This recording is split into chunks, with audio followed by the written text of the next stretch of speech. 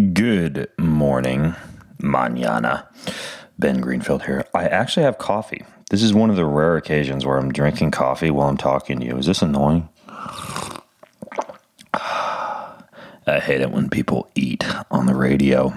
But this isn't the radio. It's a podcast. This coffee's kind of cold, by the way. If anybody has any fixes for cold coffee in the morning, please let me know, because it's annoying to dump it back on the stovetop and drink it. I don't know. First world problems. Anyways, today I'm interviewing this guy named Quantified Bob. It sounds like a dumb name, but he's actually a really interesting guy, and his website is super interesting too. I took the deep dive down the rabbit hole of his quantifiedbob.com website. It's amazing. So had to get him on the show. But speaking of coffee, before we actually interview Bob, I wanted to tell you about a recipe. Because in the last podcast episode, we talked about altitude performance, and there is this recipe for something called a high altitude smoothie. They call it a loaded smoothie for a quick on-the-go breakfast. Here's how it goes. You take 1.5 cups of coffee that you've brewed, and then you add your milk, like your coconut milk or almond milk, or camel milk. I actually have camel milk in my refrigerator right now.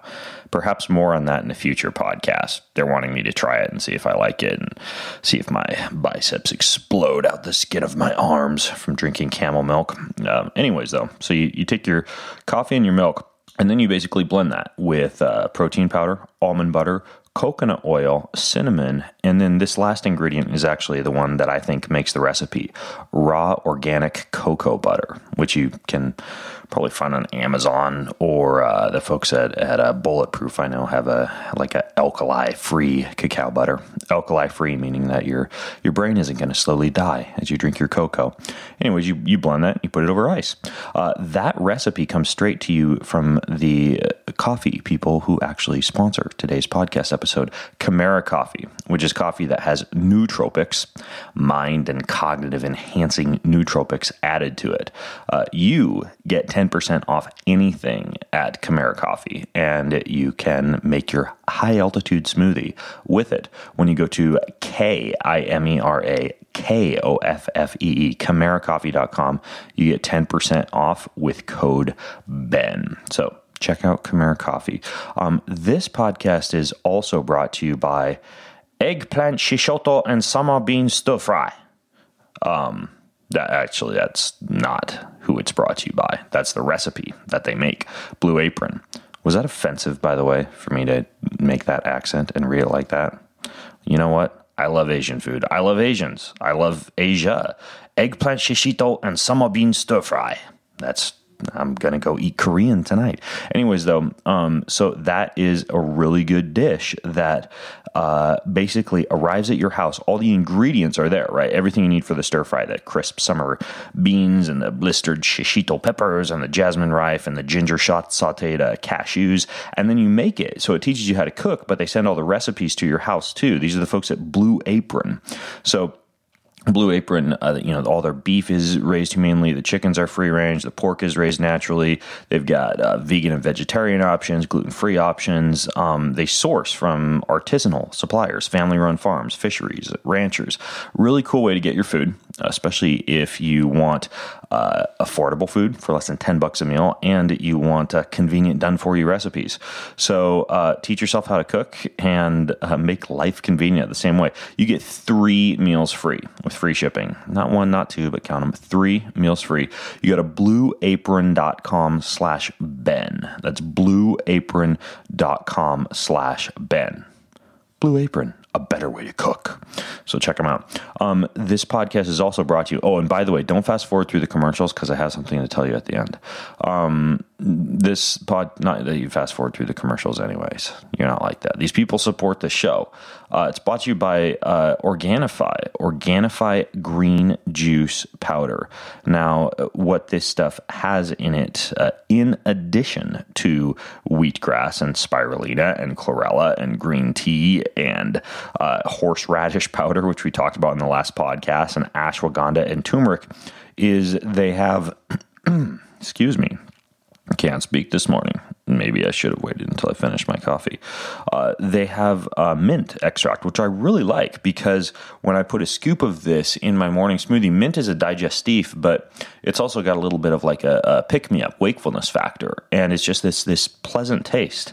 It's the small things that matter, and I think the mint puts this stuff over the roof. In my personal opinion, if you're not a mint person, then screw you. Find some other gently dried super greens powder. I dare you.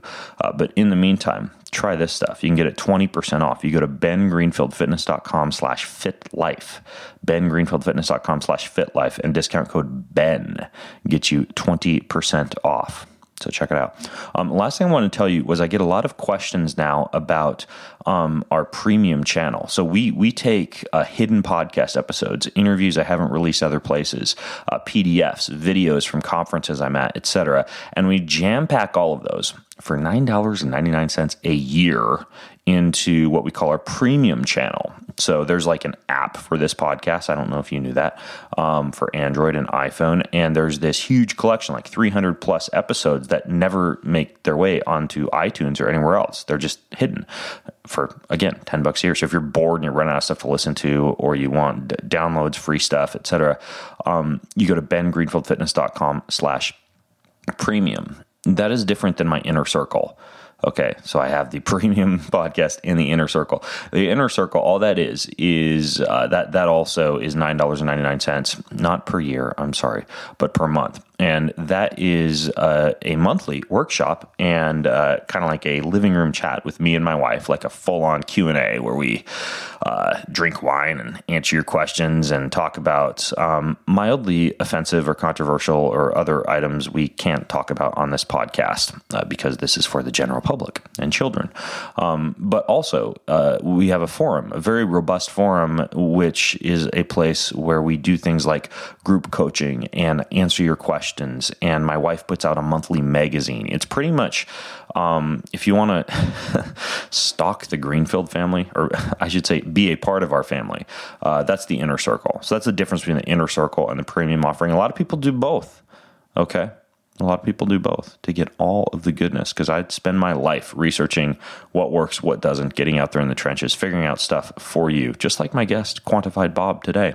So how do you get it? bengreenfieldfitness.com/premium is the premium channel, and then bengreenfieldfitness.com/inner circle is the inner circle goodness. So, all right, let's go talk with Bob, shall we? In this episode of the Ben Greenfield Fitness Show, they measure the length of your telomeres. The idea is the longer those telomeres are, from a longevity standpoint, they can divide many more times before that fraying and death will occur. So you want to have as long of telomeres as possible.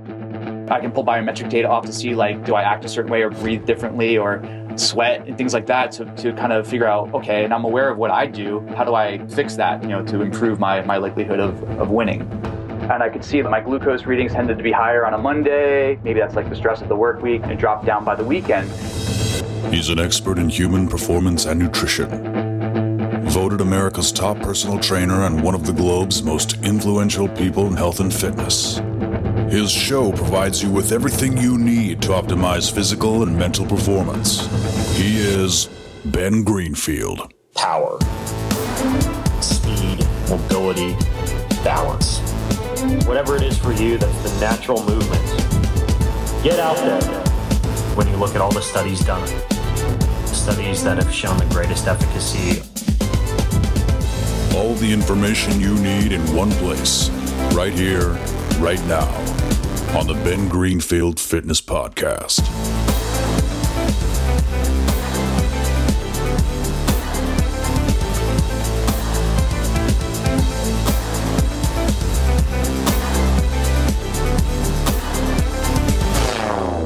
Hey, what's up, folks? It's Ben Greenfield, and I just realized that I did not yet open my morning Zevia soda. So let me get that open.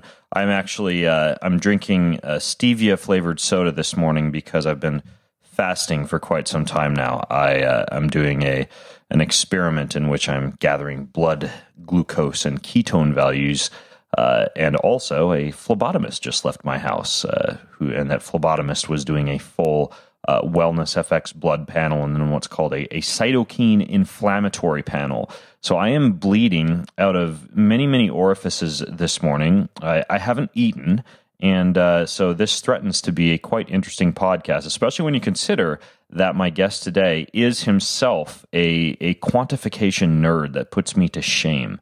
His name, at least when it comes to quantification, his name is Bob. And he goes by Quantified Bob. You can actually check out his website. It's very fascinating. It's at quantifiedbob.com. Someone told me about Quantified Bob at a biohacking conference, so I went and checked out his website, and this dude tracks his entire life tirelessly. He has reams of data and insight on everything from how the body responds to varying amounts of starch intake, to electrostimulation, to artificial light, to different diets, to cognitive performance training, and a whole lot more. He himself is a serial entrepreneur in digital technology and describes himself as a left and right brain thinker who is equal parts technical, creative, and analytical. Anyways, though, Bob is big time into quantification and biohacking, and I have a hunch that today's show will be quite interesting, not only because of Bob's past, but also because I'll be taking breaks as we go to poke myself with needles. So, Bob, welcome to the show, man. Hi, Ben. Thanks for having me. I'm a big fan of your show. Oh, awesome. Well, it's good to know people besides my mom are listening because I know my wife doesn't listen. I say many things about her on this show, and she never brings them up. So she's either extremely polite or she's not listening. Anyways, though, we digress. Why do you call yourself Quantified Bob? I'm just curious about how that title arose. Sure. Well, I've always been interested in finding ways to better understand and optimize different areas of my life. And it was, for a long time, it was something I really just kept to myself because I thought maybe other people would view it as weird. But over the years, I started running into other people who shared this passion. And this sort of evolved into what's now known as the quantified self or biohacking movements. And I was actually surprised people had any interest in what I was up to or doing or learning. So I got pretty inspired after the first ever Quantified Self conference, and I said, you know what, I should start publicly sharing some of this information about what I'm up to. I need a domain name for the website, and really, Quantified Bob was just the first thing that popped up. So that's people refer to me as Quantified Bob, but really it came out of the name for the blog. Gotcha. And normally I would probably save this question for the end, but I want to ask you this right now because I know you quantify a ton of things, and we're going to have a lot of fun today and get into those. But when you're quantifying yourself and you are testing yourself, for example, I'm in a fasted state right now so that the impact of food doesn't affect the blood and the glucose and the ketone values I'm collecting specifically. And I do that because obviously for me to have whatever, anything from coffee to food, et cetera, is going to introduce confounding variables. How do you account for all of the different potentially confounding variables when you're testing and tracking your data? Yeah, it's a big challenge because if the goal of self-tracking at the end of the day, well, for me at least, is to optimize my life and free up time at some degree for certain parts of my life, but if it becomes burden and time consuming, really, then what's the point? So that's on one hand, but on the other hand, there's a saying that goes, you can't manage what you don't measure. So like you said, you're doing an experiment right now where you're trying to reduce the number of variables. Like you don't want to affect your experiment by other things that are happening. So maybe we just take a step back and we look at the types of data we gather. There are things like passively collected data that you sort of don't have to really think about. It could be if you have a wearable, it's just pulling biometric data off of you. You may have something that helps track your sleep. We can use our phone or other devices to track our location. You can track your time and working or doing other things. So, those are things that you don't have to invest a whole lot of time into, and they can kind of be independently collected. Then you've got manually captured data, like you mentioned, glucose, ketones. You step on a scale, body composition, measuring your mood, tracking workouts, diet and supplements. That's like another layer of data. And then we've got data that's a layer above that, which is less frequently collected, more periodically. So blood work, lab tests, things like that. And then if you want to go another degree outside of that, you can overlay external data. Maybe you want to look at things like the weather or the stock market and overlay that to see is that having any kind of impact on you. So, in terms of the confounding variables and how do you limit things, I think there's that sort of set it and forget it standpoint of you really want to make as much of it passive as possible and have it automated. But if I'm doing an experiment, you definitely need to, you can't be running, let's say, 8 experiments at once, because you'll inherently affect the results of one experiment with the other.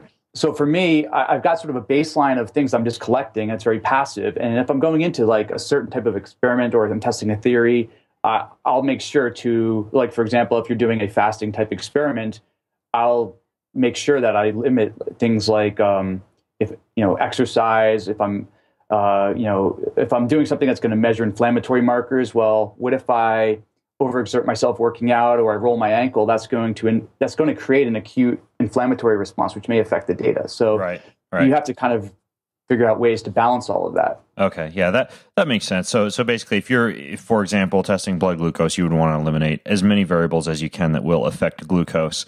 And exercise and food would obviously be big ones, but sometimes I think about things like lighting and sun and the air that we breathe, and exposure to Wi-Fi or Bluetooth, and all these little things that affect our bodies. And I'm always wondering, when we're quantifying how many variables are affecting us on a day-to-day basis that are kind of like throwing a wrench into some of that data. But ultimately, I think the takeaway for folks listening in is, as you delve into perhaps some of the experiments that we're going to talk about on today's show, make sure that you do account for some of that stuff, because otherwise you just don't know, or at least track. So for example, every single time that I'm taking a glucose or a ketone measurement right now, I'm tracking what I've been doing for the last 60 minutes. I'm tracking how I've felt, if I've how the bowel movements have been, if I've been thinking more clearly, less clearly, sleepier, less sleepy, that type of thing. So writing things down can help out quite a bit too as you're tracking. And often I'll just use the notes function on my phone, for example, or a simple Excel spreadsheet. I don't get too down and dirty with my quantification in terms of having it take over my life, but it does help to keep track of some of these things. Now, one of the first things I wanted to ask you about, Bob, was you did a glucose tracking experiment in which you say you hacked and tracked your glucose. I'm curious, obviously a lot of people understand glucose and that it's blood sugar, et cetera, but what kind of unique things did you do, or unique things did you find when you were messing around with your blood glucose? Yeah, so what inspired this experiment was really, I was looking over my 23andMe data. I was one of the early users, so it's a genetic testing service. Right. You spit into a tube and saliva, and then they'll sequence and give you, they used to give you these health reports. They don't do it as much anymore. I was grandfathered into the old reports, but it showed I had an elevated risk of type 2 diabetes. Now, granted, like the average American, I think is about 26%, and I was probably about 10 points higher. Interesting. I share that characteristic, by the way. Yeah, and so and it's in my family. On one side, I've had a few extended relatives that have developed type 2 diabetes. So I started digging into that a little bit more. I saw that the American Diabetes Association had some guidelines. It said your okay glucose is between 70 and 130 milligrams per deciliter, which is why I think people get surprised when a doctor says to them, "Hey, you have type 2 diabetes," because it shouldn't be something that sneaks up on you. The problem is, if you're at 129, they're going to tell you you're in the okay range until you go over that 130. Right. Now, a quick question before jumping in. When you did your genetic testing, were you already kind of geeked out on quantification at that point, or was this your first foray into testing things? No, I was collecting a lot of different data. I think when, at the time, I think beyond blood work, this was the first sort of add-on type of test when they first came online, because genetic testing had been prohibitively expensive. And I think when 23andMe came out, it was maybe $200 or so to do the test.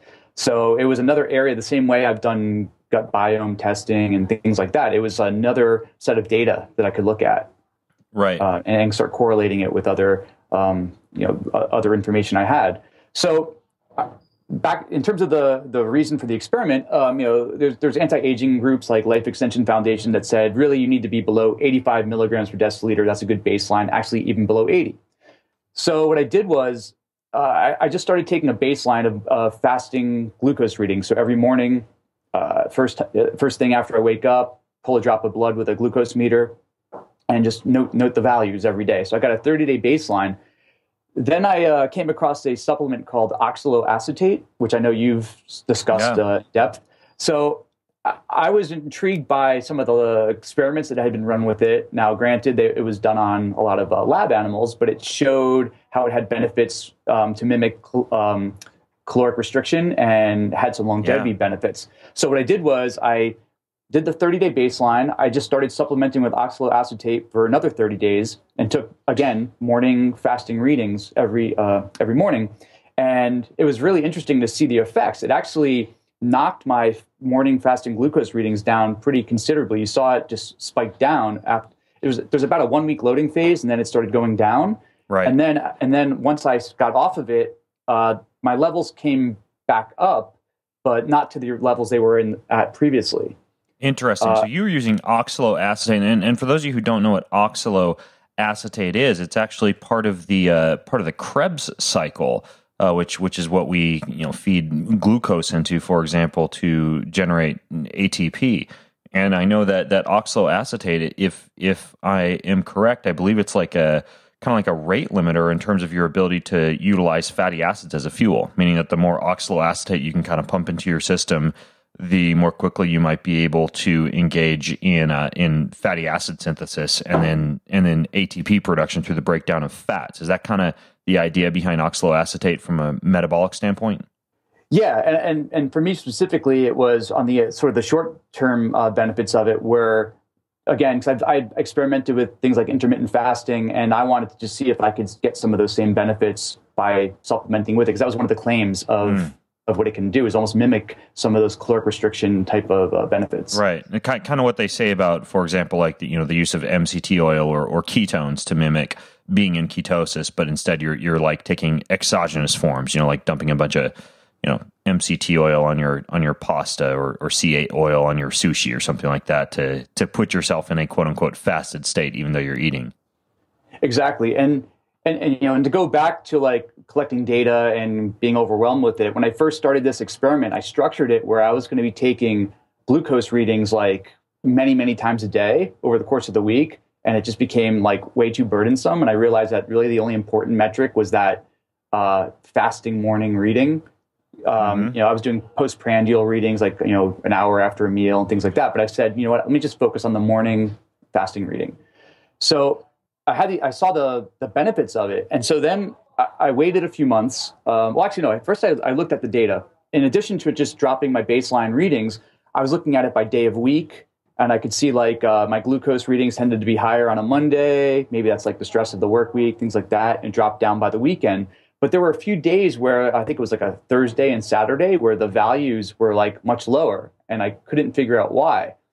So then I started looking at my schedule, like my calendar, and I realized I play soccer a few nights a week in some leagues, and Wednesday nights and Friday nights I was playing in leagues. So it dropped, so my fasting glucose the following morning would plummet even more, even though I was doing other training the rest of the week.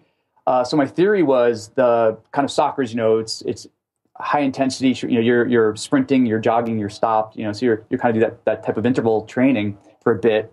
That coupled with the oxaloacetate seemed to have a nice synergy. Interesting. I then tried to correlate things like just steps and activity with the readings. And there's a program, online tool called StatWing. I just imported the raw data into it, and it tries to find correlations in the data. And I couldn't find any correlation. So I had step data from both my phone. I have an app on my phone that just kind of passively tracks my movement.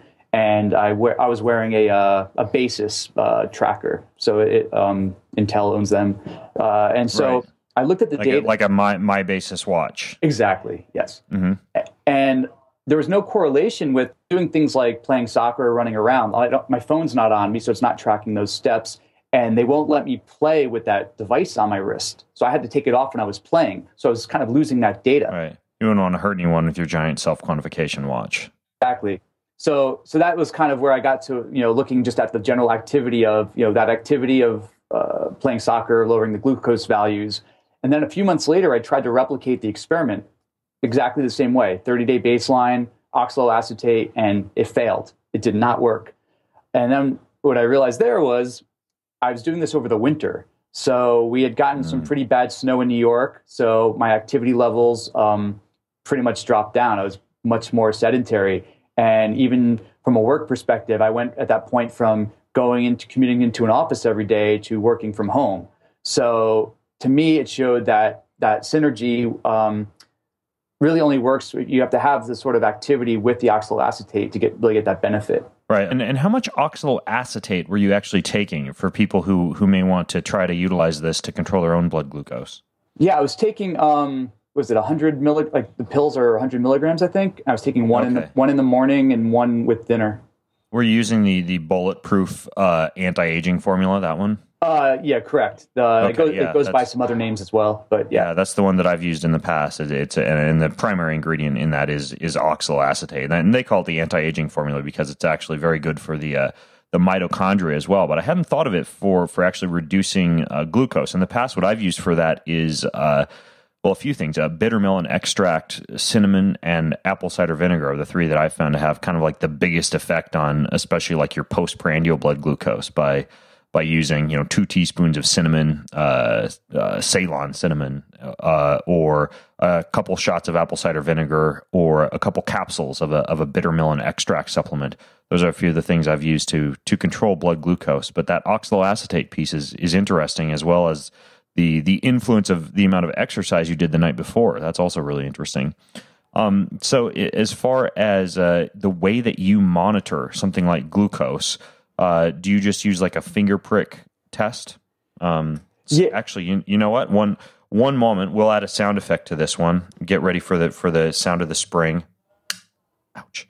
All right, I am myself bleeding. Was that the test that you did, the finger prick test?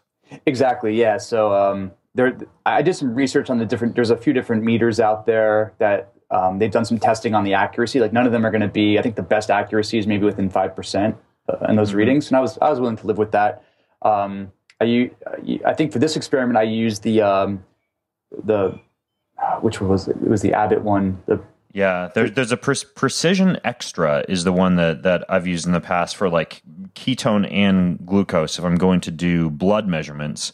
And there's also a good one for the breath. That is have you heard of this one? It's called a Ketonix that you can actually breathe into to measure ketone values. Yeah, so with the glucose measurement, I've actually switched to the Precision Extra from, I think it was a Freestyle Light, mainly because it does ketones and glucose. The Ketonix, I have one of those devices. The challenge with it is, and I can talk about this further, I've done experiments, ketosis experiments, where I've taken the blood readings with the breath, and they don't correlate, and they claim it shouldn't because they're actually measuring two different things. Right. The breath is measuring the acetate, and the blood is measuring the beta hydroxybutyrate for ketones. Yeah, and I've also run into. I think it's one of those things where you also have to be very consistent with how you breathe into it. It takes a lot of practice, otherwise you can mess the results up. So I have it. I just haven't been able to incorporate it into experiments where I actually got the data that I was looking for. Now, what about the use of one of these implantable glucose monitors? I don't know if you've heard about these, but actually it was Dr. Mercola of Mercola.com who actually filled me in on this Dexcom G5 blood glucose monitoring thing. Have you experimented much with those or looked into those at all? Yeah, actually, this experiment I just mentioned, the original idea was to do continuous glucose monitoring. So the device you're talking about is really meant for diabetics. So they're relatively expensive because they're sold through medical, So and you need a doctor to write your prescription for one also. Yeah, but you can find them. They're available. So I was going to piece the system together because there's actually different components. You have like a transmitter, a receiver, and then the little patches that are disposable that have the needle that kind of goes under your skin. And what it does is it'll collect. Yeah, it's collecting data continuously, so you could just have 24 hours. You could actually see kind of like if you have this glucose or rhythm of it rising and sinking throughout, or what happens overnight while you're sleeping. So personally, yes, I'm still very interested in getting into more of the continuous monitoring, because I think the challenges with a lot of measurements are when we're taking one value, it's a point in time, and and I think just like cortisol, for example, how doing like a 24-hour salivary or urinary test is far more valuable in terms of the data you get compared to like the blood measurement that you get when you do like a fasted cortisol as part of a blood draw, right? Yeah, exactly. And even things like if you wake up and look at your let's just say resting heart rate. You might have all this data that you've collected and you say, oh, it was higher this day or lower this day. But then if you plot it a scatter plot just based on the time you took it, you might realize that like, well, no, all of my 7 a.m. readings are the same. All my 7:30 readings are the same. So I think sometimes we look at the data and it's showing us one thing, but we have to be looking at it another way. It's a point in time. Right. And then the other thing about these continuous blood glucose monitors, I'm always kind of considering this, is they actually produce a decent kind of like electrical signal. So I know that there's one that's lower in terms of like EMF production. It's the Dexcom G5. And that's one that I'm personally kind of looking into. I had a physician actually write me a prescription for one. I just haven't filled it yet. But yeah, because I think similar to you, because I had that higher than normal risk factor for type 2 diabetes, glucose is definitely something that I try to stay on the cutting edge of in terms of everything from like, slipping into the bathroom to do air squats when I'm at a big dinner where I want to kind of keep myself a little bit insulin sensitive to, using these things like cinnamon or apple cider vinegar, or I'm going to have to look back into this oxaloacetate as well, because I was actually using that quite a bit when I was racing Ironman triathlon to assist with like ketosis and mitochondrial function. But there's other things you've tracked too, not to kick the glucose horse to death too much. For example, water quality. I think you did a quantification test on water quality. Is that correct? Yeah. So I think when you think of quantified self and self-tracking and all of this, we focus a lot on our bodies and kind of what we're putting into it and everything like that. But we don't spend a lot of time paying attention to the environment around us. So over the past few years, I've gotten very interested in just figuring out to optimize my living space.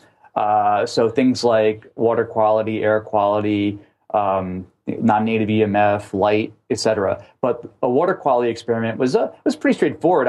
I just wanted to see just do my own testing of water quality in my home. So water coming out of the faucet versus I had tested out a number of different filtration, like mostly pitchers, because I'm in New York City. I'm in an apartment, so I can't really be ripping out walls and installing things. Like people have a whole home system in place. So, with New York City, I mean, it's known to have some of the, I guess, what they consider the best tap water in the country, but they still put a lot of chemicals in it. Even if you go on their the Department of Environmental Protection for New York City, they list all the things they put in the water to help prevent corrosion of pipes, to prevent lead from leaching in, to things like fluoride, etc. So the test was relatively straightforward. I just did an A/B test. I bought a few water testing kits, and I ran a series of tests on the tap water just as it comes out of the faucet, and did that A/B'd it with the filtered water, and I used it was called Zero Water filter. I don't know if you've ever used that. Is that like a reverse osmosis? No, it's just a pitcher that has a 5-stage filter within it, and they claim to remove like almost all dissolved solids. It even comes with a little digital TDS meter. So the idea is like they tell you, stick this in the water, you pour water out of our pitcher, put this device in it, it should come up to zero. So like total dissolved solids in water is one of the things that you need to like look out for. I see it here on Amazon. The only pour-through filter certified by the NSF to reduce lead. Interesting, and it's pretty too. So you get that. Cool. It looks interesting. The Zero Water. I'll put a link. By the way, you guys, as we talk about these things like monitors and oxaloacetate and stuff, just go to bengreenfieldfitness.com/Bob. That's bengreenfieldfitness.com/BOB, and I'll link to this stuff in the show notes. So you compared your Zero Water to your regular water. One quick question for you. How did you test your regular water? Did you have like a test kit that you ordered from somewhere? Yeah, there are these water quality test kits. You can, I mean, again, if you want to do like a really deep analysis of your water, you can, bring in experts. There's environmental specialists that can do it. But I think if you just want to get a good, just high level view of what's going on, you can order these. I think the test kit I used was just what was it called? First Alert makes these for, I don't know, they're like $10 to $15. And it's got a battery of, they sell different versions of it that have more or fewer tests. So those are similar to like the digital test meters you can get off like Amazon, for example. Well, no, it has a combination of there's different vials and little sticks. You take a water sample and you put it in. Some things you're testing for bacteria, and you have to pour some water into this little vial. Yeah. No, we're definitely thinking of the same thing. I've seen these before. They're very similar, like the pool test kits. Exactly. Yes. Yeah. Yeah, exactly. Okay, cool. So you tested your zero water and you tested your regular water, and what did you find? Well, surprisingly, I was surprised that the overall quality of the tap water wasn't too bad. Like the total dissolved solids were well below the sort of recommended guidelines. The filtered water actually, for me, I'm not trying to promote any product here, but it actually did what it said in terms of removing all the total dissolved solids. They can't make claims with like fluoride, but fluoride in itself would show up in a TDS. Like it is a solid. So if you test out a zero, that's showing that it's pulling that out if there was anything in there. Now, there are specialized meters for things like fluoride. If you really want to get geeky about it, like there's digital meters that just look for that at a very minute level. So maybe, I'm seeing zero, but it could be like 0.0001. It's not totally conclusive. Right. Things like lead and bacteria were negative. An interesting observation was, so the tap water itself coming out of the faucet is neutral to slightly acidic, just a little bit. It's like between 6.5 and maybe 7. But when I filtered the water, it made it more acidic. Interesting. So that was kind of an interesting observation about, if you're trying to, it makes sense because you're filtering out minerals, which can contain some amount of alkalinity, which is why it's beneficial, if you're using like reverse osmosis filtration or something like that to remineralize your water, or to like buy, trace liquid minerals and add them back to the water, because I think that's actually a common issue is increased acidity in filtered water. And, you have a lot of these obviously like countertop home water makers now that are like alkalinizers, or that, pass water over metal plates to decrease the pH, et cetera. But I think a big part of that you can just get from adding minerals back into your water. Yeah. And so I was doing a little bit of that where there's things like coral calcium, and you put these in some types of baking soda that don't have aluminum in them. And I was like, at one point I just said, what am I doing? Like, why don't I just drink spring water? Like that. It's like right. We're putting all this crap and trying to fix something to get it. And I'm like, I can just get, if you have access to like regular, natural, high quality water, just, drink that. And like, at least the stuff in your home. Like, I'm not drinking gallons of that a day. So the filtered water is fine if I'm doing something very, I just need a little bit of it. But, right. Day to day, if I'm just drinking water, I'm going to go for something more high quality. Yeah, and I'm very much a fan of having your water tested. Even me, I have well water, and I've tested it and found that it has higher than normal levels of bacterial-based iron and manganese.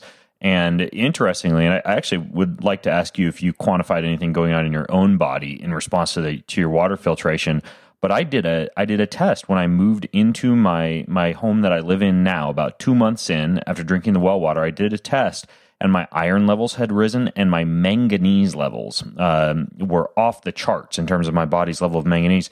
Tested my well water, and sure enough, the two main minerals in there that were in very high amounts were iron and manganese, which actually both, manganese can inhibit some function of copper in your body, and iron can cause things like hemochromatosis, basically rusty blood vessels. So. I added an iron filter and a manganese filter, but it's interesting how you can actually track your body to see how your body is responding to water at the same time that you're testing your water. Did you do any type of testing of like anything from heart rate variability to the amount of metals in your body to anything like that? Definitely heavy metal testing. And that was part of the inspiration for this experiment. Was I had some through the roof readings on mercury and lead when I was doing some heavy metal testing, which is kind of came out of some other testing I was doing. And I was trying to figure out, was there an ongoing exposure? Where was it coming from? And I wanted to just make sure, like, okay, is it coming from the water in my home? Because even if you put filters on your drinking water, unless you've got shower filters as well, like you're going to be breathing all the same stuff in every morning if you take a shower. It's coming through the same pipes. So this experiment, at least for me, showed that things like lead exposure and the heavy metal side weren't really from this, wasn't from my water. Interesting. So you're probably getting it from other sources like brake dust or something you were getting from walking around the city or the gym or something like that? Exactly. Well, lead's a little different than mercury. Mercury, you can I was able to knock those levels down pretty considerably. But lead, because it's more in your bones, you could have had that in your bones for 20 years, and as you start like trying to chelate or get it out of your system, it just takes time, and it's not something that to prove that it's whether it's an acute exposure, ongoing exposure versus something that happened a long time ago. It's it takes time to figure out because you have to have enough testing, enough data points. Yeah, that's true. Many of these toxins and metals and things like that, they could have been in the body for quite a period of time. So another thing I wanted to ask you about in terms of environment, are there other things you've tracked in addition to water as far as like environmental variables that affect your body, like air? You mentioned, for example, like non-native EMF, things along those lines. What else have you tracked in the environment? Oh, well, definitely air quality. Again, I live in New York City, and even the fact that like the EPA says that indoor air in general is something like 2 to 5 times worse than outdoor air. And if the outdoor air I know where I live is already bad, I can only imagine what it might be in my home.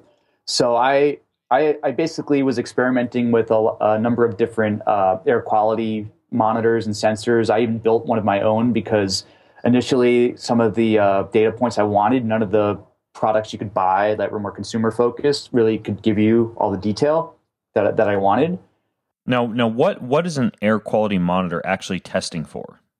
So an air quality monitor just has a number of sensors built into it. So a simple example would be every home has a carbon monoxide detector, like a smoke alarm, right? So it's looking for elevated levels of specific like carbon monoxide, and it will go off.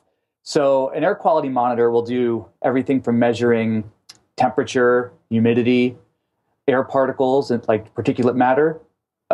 Then things like carbon monoxide, which is from incomplete combustion of fuel. Like so, if you have a gas stove or a dryer, and those could be leaking the carbon monoxide out.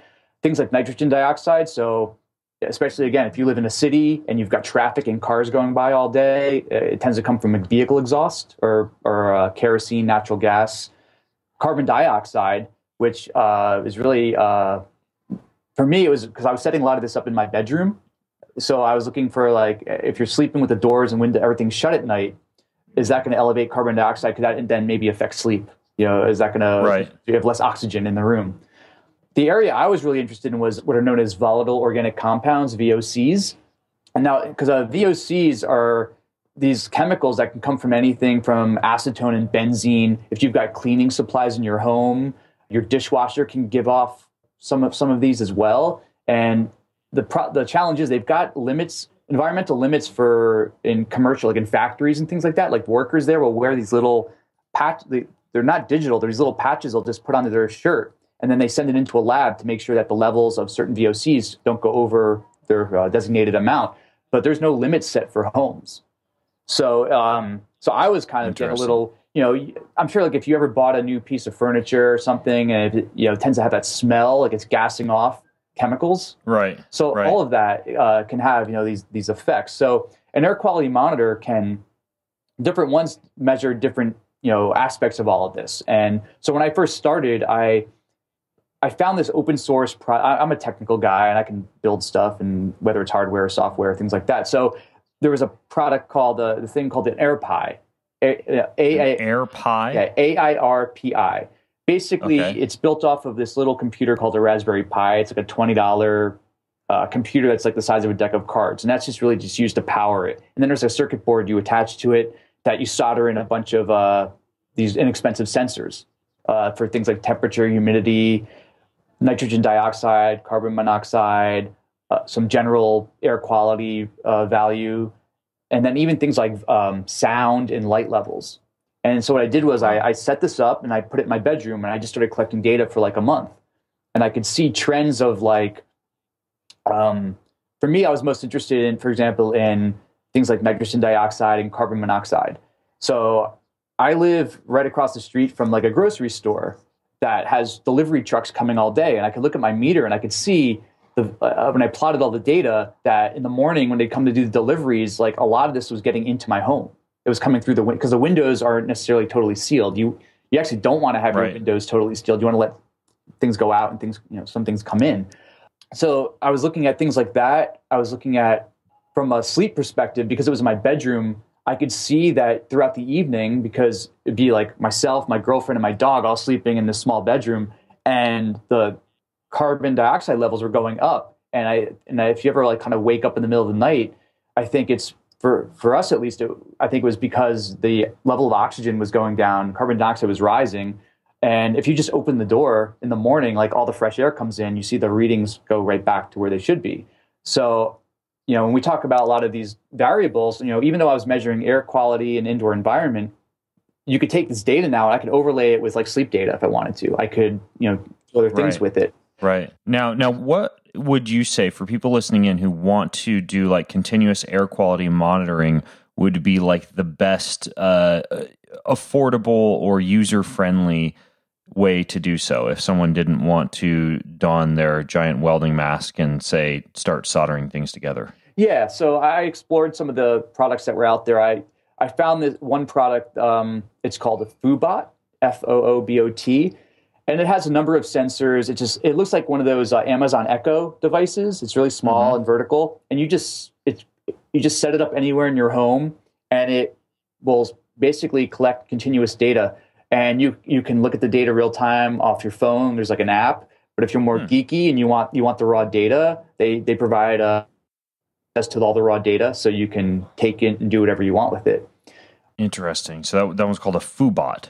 A Foobot, yeah. I think it goes for around $200, $150. Okay, yeah, I see here that they actually have it on Amazon for $199, indoor air quality monitor, and so you can sync this to your phone and you can see how your air quality is, and then you could potentially test things like, maybe does my blood glucose response go up if the air is crappy, or do I have more deep sleep if the air is good? Those type of things. Yeah, and because it's so small and portable, like I started off by putting it in my bedroom to kind of capture a certain amount of data. And once I was able to optimize kind of what's going on there, I can move it into another room and say, let's look at my living area, et cetera. Right.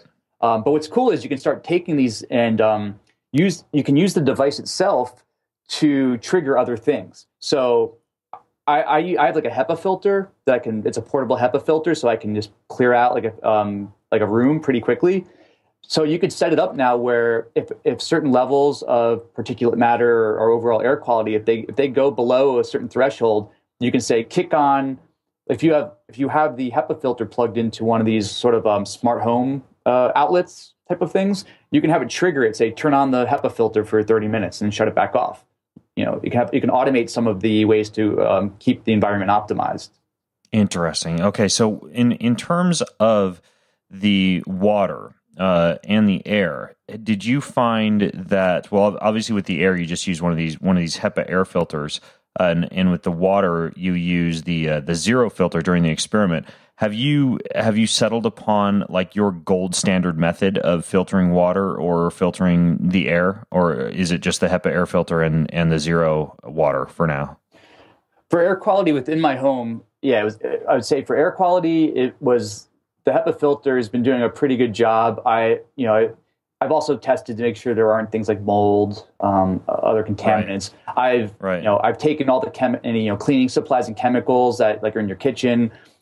I secured them so that like they're not gassing off into my living area.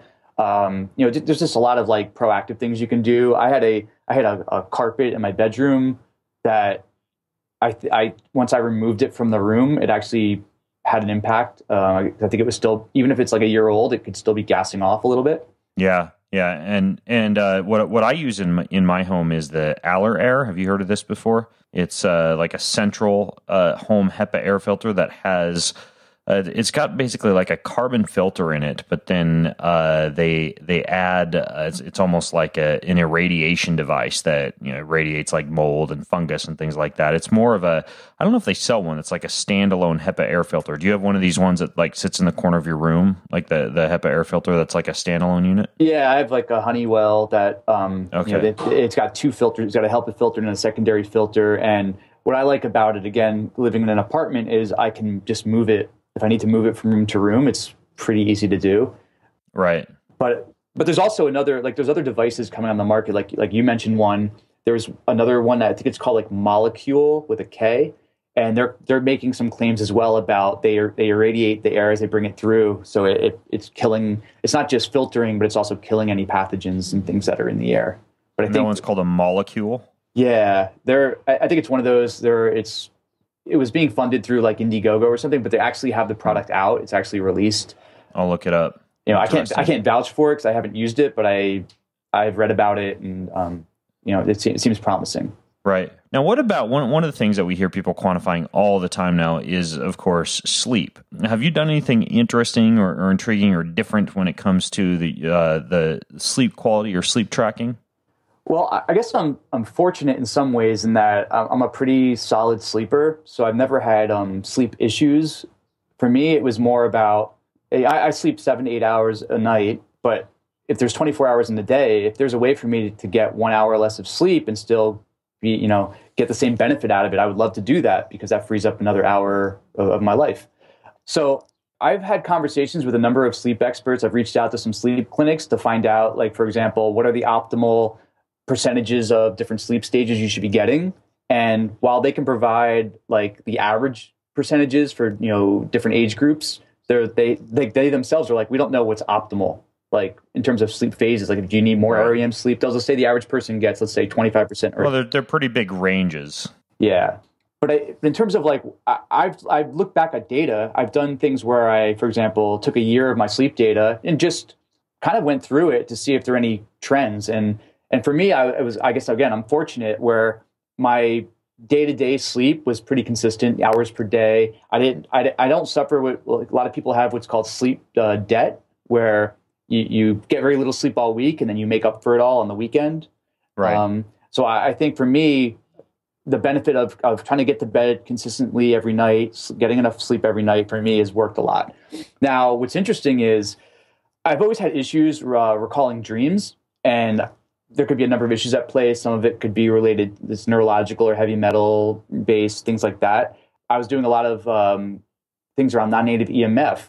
And what I noticed was when I was able to knock down some of the non-native EMF in my bedroom, down to like pulling my bed away from the wall a foot because there was an outlet behind my bed that was giving off a lot of electromagnetic radiation off it, or like a coaxial cable. Gotcha. So you're talking about everything from Wi-Fi signals to power surges from the local power supply. Exactly. Yeah. Like literally, there was behind my bed was a outlet and a cable jack because my television was on the other side of the room. So I ran like one of those coaxial cables all the way to the other side of the room, but that wasn't really it wasn't shielded. So it was actually it was amplifying a signal. So two things. One is you can move the bed away from the wall because it reduces the signal pretty drastically, just even moving things a foot, but just unplugging that cable knocked it down as well. But once I started sleeping farther away, I noticed that things like dream recall improved.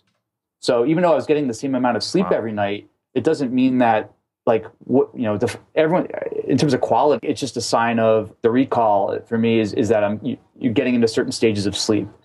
That's really interesting. I've personally found that, especially when it comes to tracking my morning heart rate variability, which is the strength of my nervous system in the simple 5-minute measurement I do every morning. When I'm at home, it's always much, much higher. And granted, when I'm at home, I'm more relaxed. I might be, engaged in a whole bunch of things that help the nervous system. I'm getting outside, I'm getting more fresh air, more sunshine, more sex, all sorts of things. But one thing is that I have kill switches in my bedroom where when I go to sleep, I hit that kill switch and there is no electricity at all in the bedroom. Even my phone is plugged into one of these portable phone chargers that doesn't create as much electrical pollution as would be plugging your phone into the wall. And I think that plays a huge role in terms of my nervous system health and robustness when I wake up in the morning. And I literally, it's the same as if I'd been camping. So I think there is something to that elimination of what you call non-native EMF, especially with regard to sleep. It's really interesting. Yeah. So in terms of aging, I know that you've tracked something to do with aging or telomeres. Can you go into that? Because that sounds like something pretty unique. Yeah, so I think with, coming up with a way to quantify or measure your rate of aging, I don't think there's going to be a single answer because we can look at things from a mental capacity to physical, et cetera. On the telomere side, so basically, I can give a quick explanation of what telomeres are. You have your chromosomes, and at the end of every chromosome is like this little tip that's kind of like the plastic tip of a shoelace that allows for the chromosomes to divide. And over time, they will start to fray. And it gets to a point where those tips break off or fray too much, and the cell can no longer divide, and the cells die. So as people age, there's a natural progression of that happening. So there was a startup that had come out. Basically, it was out of a lab in Europe where they can measure. They measure the length of your telomeres. The idea is the longer those telomeres are, from a longevity standpoint, they can divide many more times before that fraying and death will occur. So you want to have as long of telomeres as possible. It's done through a saliva sample, sent it in. They send me back the results, and they kind of say, okay, this is the average length we saw. Here's where you compare to your biological age compared to the population of whatever. And so I write them back. And for people who might be interested in getting this test for themselves, do you know the name of this lab? Well, here's the problem. The FDA has stepped in, shut them down. They were called Telomeres. So you can no longer do creative name consumer. Yeah. And it was the parent company that's based in Europe is still in operation, but the US, you can't do telomere. Like I see a couple startups that are trying to do the same thing, but they know like the FDA, they're pretty stringent on things like that. And so that's in the US, but in Europe, you could have your telomere length measured. Exactly. And there may be ways to do it here, but not consumer facing. Like you'd have to do it through a lab, like a research lab or something like that. But the problem there is they sent me back my data and the results, and they said, okay, here's where you are in comparison to the population or people your age. So when I write them back, and I'm like, well, that's interesting. Well, how big was the sample size that you're comparing me to? And they were like, it was something like 12 people. And I was like, okay, so basically you're not telling me anything because your sample size is so small that you gave me some raw value, but they didn't have a large enough sample size to really be able to make those comparisons. I think there's a lot of other stuff going on out there where they're trying to look at different blood markers and things to come up with to basically quantify your biological age. I know there's an online testing company. I guess you mentioned Wellness FX. There's another one called Inside Tracker that has a thing they call it inner age. And what they're doing is they're just looking at, I think they've dug into a bunch of data and they've written some algorithms that say, based on your glucose, like vitamin D, testosterone, HSCRP, and I think some liver enzyme function, they can say, okay, your biological age is this. And so they're trying to make it into a simple number. But the telomere, I thought that it's a very promising area. It's just that I think for a self-quantifier or, people or in the public, it's not accessible. It just isn't something that's easily accessible. So I look at things though, like what I've really become interested in the last year is just my omega-6, omega-3 ratio. Okay. So I don't know if you've done any testing with that, but it's basically you're looking at, these are things that your body doesn't produce. You got to get from food and right. Yeah, I certainly I've personally tested these before, but I'm curious what it is that you were looking for by testing the omega-3 and omega-6 fats. So based on research I've read, the ideal way, the ideal ratio that I don't think it's really possible to get to without mass supplementation is 1-to-1. And so you do an omega-6, omega-3 test in the ratio is 1-to-1. The Western diet, because we eat so many omega-6 fats, like the average person, they say like say in the Western diet is somewhere around 15 to 16-to-1, which is, and the thing is, you need both of those omega-6, omega-3s, but omega-6 is pro-inflammatory and omega-3 is anti-inflammatory. So I think people who tend to eat more of like a paleo diet or they get more seafood, things like that, they'll bring it down. For me, I think without any intervention, I just did the test the first time. And I think I was around 4-to-1, which is considered pretty good. And that's with very minimal supplementation of fish oil, things like that. Right. So now for that test, or for the other test that we were discussing, the telomere test, were there actual interventions that you used? Like, did you mess around with changing things, like anything from fish oil intake to kale intake to anything like that would affect something like telomere length or affect something like this omega-3, omega-6 fatty acid index you brought up? Well, on the telomeres side, unfortunately, again, they they shut that service down. So I didn't have enough time to get more data points.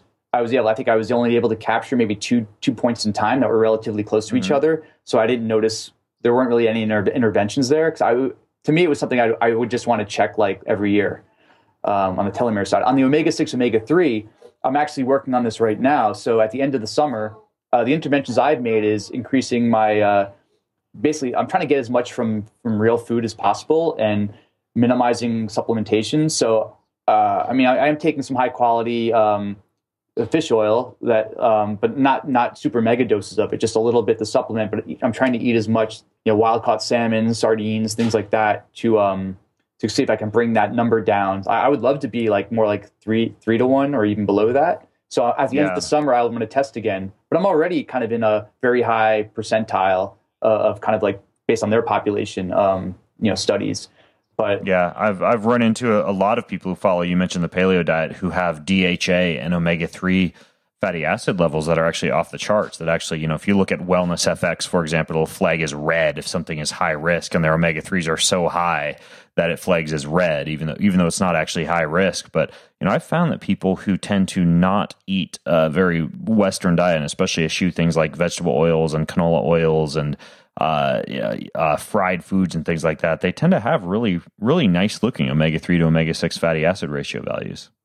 Yeah, likewise. I mean, I've spoken to a number of friends that have done similar tests, and they tend to have the same, the same ranges. There are those people who, though, they're like to a 1 to 1, and so they're gonna, they're basically mega dosing on some of the fish oils, and there's some debate over like how much is enough or too much. Right. So I'm just trying to strike a fine balance. Like I'm taking a little bit, but I'm trying to really minimize. I'm doing the same thing actually with vitamin D this summer. I've gone off any vitamin D supplementation. I'm trying to get it all from the sun. So I basically stopped it in like April or May, and I've just been going through the entire summer just getting lots of sun every day. And I'm using this app that helps you track. It basically knows based on where your GPS coordinates are, and it knows the angle of the sun throughout the day, and you can tell it like things like cloud cover and all of that. And what's the name of that app? I think I've heard of that before. It's called DMinder. So the letter DMinder. Yeah, DMinder, and it's like a app and like Reminder. Yeah, and it's cool, and it tries to predict your current vitamin D level. So based on the data you feed into it. So what I'm going to do at the end of the summer is I'll retest for my vitamin D level and see was it close or not. Now, you've also, and a lot of people will test for exercise-related metrics, steps taken, et cetera. But when it comes to exercise and movement, you've done one interesting thing, and that is actual electrostimulation. Can you talk about how you've used electrostimulation for fitness and anything you found by quantifying that? Yeah, so there are like lots of different modalities and tools out there, right? So I know you've used things like the Mark Pro and Compex that give you those concentric contractions, or use it for like strengthening and recovery.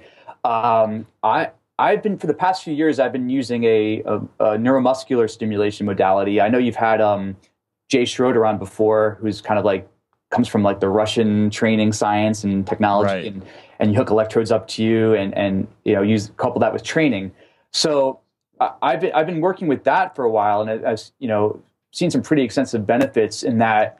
What it's really doing is it's overriding your nervous system with information to sort of get you out of these bad compensation patterns you've had, to kind of retrain. It's almost like you're retraining the communication between your brain and your muscles. So like if you lift weights in a gym and that's like the hardware, that's the software. This is like helping with the hardware piece of it. So are you using this device called the ARP wave that delivers this relatively intense electrical stimulus and then moving a muscle through a range of motion while being shocked, more or less? Is that the technique that you're using? Exactly. Yeah. So the ARP wave device, there's two devices. One is more for therapeutic. So if you have disconnects, it's more for like therapy. So you would start with that to kind of resolve, like if you've got shoulder pain or something like that, or your knee hurts, or you've got some injury. They have another device that's called the POV. Same. It looks very similar, except it's more targeted towards the training side of it. So so you're basically coupling the stimulation with those isometric type exercises or super slow exercises or rebound exercises. And and sometimes like you've got the electrodes on you while you're doing it, and they're not making your muscles like, it's not trying to like make your muscles strong. What it's actually doing is it's allowing that eccentric, you can lengthen your muscles so that you can get into those positions, and it kind of reinforces the proper communication channels between like your brain and muscle. So yeah, it's not comfortable either in terms of the amount of the stimulation. For those of you who've used like a Mark Pro or a Compex electrostimulation unit, we're talking about something that's like 10 times the magnitude of that, right? Like this is the one that can simulate, I believe, like a 600-pound squat, for example. And I know I've had it attached to my abdominals and just been dripping with sweat after about 10 minutes or so. But I've never actually quantified anything, right? I've never actually done it and then quantified, say, heart rate variability or the nervous system or sleep or anything like that. Have you quantified much in response to that level of electrostimulation? Mostly, well, I would say mainly it's with regards to trying to like testing my reaction time, reflexes. There's definitely has been an improvement in those areas. So like there's have you ever done like a tap test, like a central nervous? Sure, like the CNS tap test on your phone, where you just tap as quickly as possible. Yeah, you can. There's apps for it, or you can use a stopwatch. And the idea is, it's a indicator of your kind of neurological how the function, how well or how poor it's working. So I've done tap tests over time to kind of see, was there a change there. In terms of like general, I mean, you can do strength assessments just to see are you getting stronger. The idea of being more neurologically efficient allows for like what they call displays. So maybe I go snowboarding or surfing and I'm just like, I just get right up and I'm like doing awesome. You just feel like you can pick, like your body can adapt to those neurological, like these, challenges faster. Something like juggling. I was able to just pick up some balls and start juggling, after, practicing for just a brief amount of time. And it was like something that I couldn't really do before, but it's a display, right? It's not making you a better juggler, just saying you're prepared to take on, if something's thrown at you, you can take it on. But, right. And I know that ARP Wave is actually leased as a medical device or as a device that personal trainers or gyms or health professionals can use. So I think if someone doesn't own one, they can actually find a practitioner in their area that might have one they could try, right? Exactly. There are people around the country that have some are more on the therapeutic side, but there are some training facilities that have opened. Yeah, I will. I'll put a link in the show notes, because if you're listening and you haven't tried this ARP electrostimulation yet, it's actually one of the best ways to stop chronic pain. If you have chronic pain, or if you need to retrain a muscle, it's not exactly comfortable, but it works. So. One other question that I have for you, Bob, is in terms of self-quantification and what you would consider to be the craziest or the most unique or entertaining form of self-quantification that you've done as you've gone through creating this quantifiedbob.com site. Well, I don't think anything's necessarily crazy, because I do want to make one thing clear, is that like when I do an experiment or I try something out, like I research the hell out of things. Like I'm very, I'm not just going to like stick electrodes on my head just because like, hey, it sounds great. I want to research it, understand all the risks, understand the potential benefits. So for me, a lot of the things that I have planned or I'm working on, they're not all just about being physical or about your body. I'm trying to really understand how to take data and use it to make decisions. So for example, how do I value my time? Like, what's the value of my time? Like things like, in order to do that, I need to understand like, what is my day like or my week like? And whenever I make a decision, what's the opportunity cost there? Like, could I outsource it to someone else? What's the benefit versus me doing it myself? Maybe, I can hire someone to walk my dog, but maybe there's pleasure I get in spending time with my dog. Things like that. On the financial side, like the true cost of ownership of things like, you own a car, let's say you pay a lease payment on it, but you only use it on the weekend. So what does that ride you just took really cost, $50 because you only use the car 3 days a week? Or cable television, like how much am I paying to watch each channel? And then I'm taking that a step further, like again, being a software guy, technology guy, with an interest in like artificial intelligence, I'm playing around with using AI to figure out ways to optimize my schedule. So basically figure out, like, I know I'm most creative at this time of day. I work better at this time. I like to train at this time, and figure out how to kind of take my calendar and all the things I need to accomplish in 24 hours and say, this is okay, Bob, today, this is what you should do. Right. And not have to think, kind of like let that tell me how my day was best optimized. But in terms of like using some of the measurement data, I have an interest in playing poker, and I'm not a great poker player, Benny. I'm like a casual player, but I've become interested in figuring out how to could I use some of these techniques and tools and to kind of make myself a good poker player. So, for example, you need to work on increasing your working memory to do everything from calculating odds, things like spaced repetition. There's techniques to memorize positions of cards and likelihoods of hands and stuff like that. And so you can take a lot of these techniques I've used elsewhere to kind of apply it to let's say becoming a good poker player. And if you're playing, let's say, in person against other opponents versus online, then you're dealing with things like tells and using where I can pull biometric data off to see do I act a certain way or breathe differently or sweat and things like that to kind of figure out, okay, and I'm aware of what I do. How do I fix that to improve my likelihood of winning? There's those areas. I'm doing some things right now with sounds like you might be doing something similar with more fasting. There's a thing called fasting mimicking diet. I don't know if you've heard of that. Mm-hmm. So I did one cycle of it, which was very interesting. So the fasting mimicking diet is I hadn't really done much with pure fasting. I've done intermittent fasting and that type of thing, but I didn't want to just do a cold turkey, a 5-day water fast. I came across some research. I guess the National Institute of Aging had done some research they had funded, where they took a group of people and they basically cut their calories down to about, let's say, half of what the requirements were for 5 days to see if you can get almost the same amount of benefit as a pure fast. Right.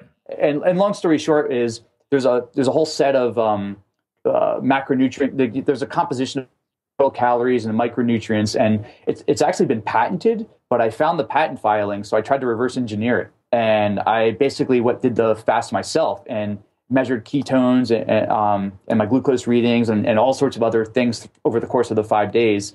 You're supposed to you eat normally for 25 days and you do the fast for 5 days. And I took a bunch of blood work before I started, and then at the end of the fast, right as I did a refeed, another set of blood work, and it was really interesting to see the effects of how my glucose values just went plummeted down. Ketones shot way up. It took about 2.5 days to see any result, though, because I think even though you're always in a nutritional ketosis, for it to start really spiking, it was right after day 2, I saw this increase.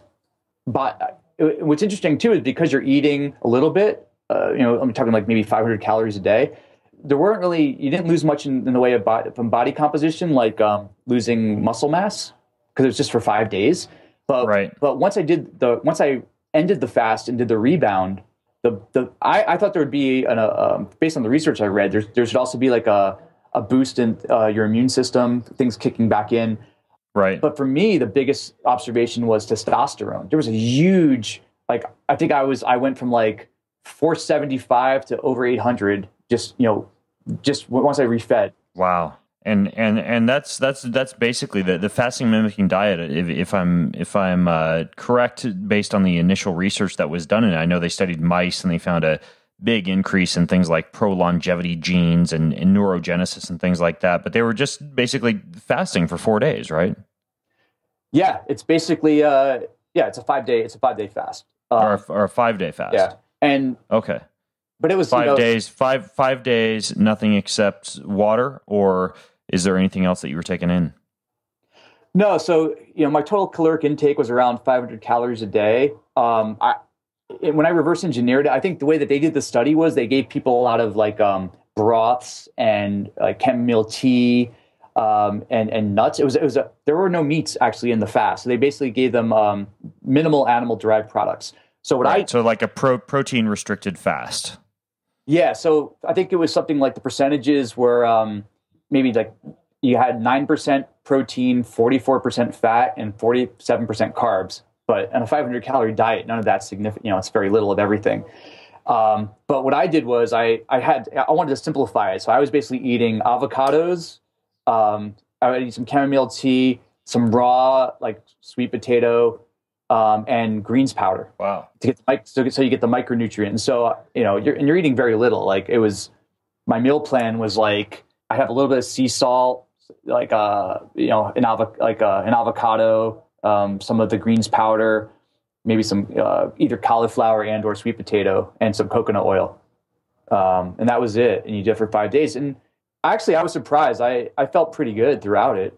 Yeah, it sounds pretty sustainable, especially when you add in those other things. And I think that that's a missing component of a lot of our modern lifestyle is the ability to go for longer periods of time on these type of water restricted or very much lower calorie diets. Especially for people who listen to this show who are out doing, many of them, everything from adventure races to Spartan races to triathlons. It's like trying to find that time of year where you're not going to eat can be tough, but I've been programming at least one time in per month when I'm getting in a 24-hour fast. I do the 12 to 16-hour daily fast. And this year, I actually plan on doing a longer 5 to 7 day fast, kind of similar to this one that you've experimented with. That's quite interesting, though, on the hormonal response. You'd expect some of the sexual and fertility-based hormones to decrease in response to calorie restriction, but in your case, they went up, huh? Yeah. And the panel I ran didn't do IGF, but you should be seeing that should be affected as well. Interesting. Yeah. But again, what's interesting about this experiment was going back to, collecting too many data points or things affecting other experiments. I had to find 5 days where I was like, I didn't exercise. Like I basically was like, I didn't want to have anything affect it. So, right. So it was tricky to find those 5 days because really with this diet, where you see the benefit is when you do repeat cycles. So you might get some benefit off the first one, but then you eat normally for 25 days, then you do another 5 day fast. Oh, really? You'll actually see the effects magnified. You probably get into ketosis faster. Probably some of the hormonal responses will be even bigger. Yeah. So that's where I'm excited. That's what I'm working on now is I'm getting ready to repeat these cycles and then see, here was the first cycle. Now what happens on the second or third, et cetera. Wow. Well, I will link in the show notes over at bengreenfieldfitness.com/Bob this particular research study, this mimicked fast diet, because it actually is kind of fascinating how they set it up in the rodent models. And I know a lot of people have kind of experimented with this one. There's some good articles out there. So I'll put resources in the show notes for those of you listening in. And I'll also link over to quantifiedbob.com, the air purifiers and ketone testers and everything else that we talked about in today's episode. My finger's bleeding right now because I just did another ketone value test. I'm not that high, about 0.6 for ketones right now, which is actually surprising. So I haven't eaten in quite some time. But anyways, I digress. I will put links to all these things in the show notes. Again, bengreenfieldfitness.com/Bob. And Bob, I want to thank you for coming on the show today and sharing some of this stuff with us and sacrificing your body for science as much as you do. Well, thanks. Thanks for having me. It's been a pleasure being on. All right, folks. Well, this is Ben Greenfield and Quantified Bob signing out from bengreenfieldfitness.com. Have a healthy week. You've been listening to the Ben Greenfield Fitness Podcast. Go to bengreenfieldfitness.com for even more cutting-edge fitness and performance advice.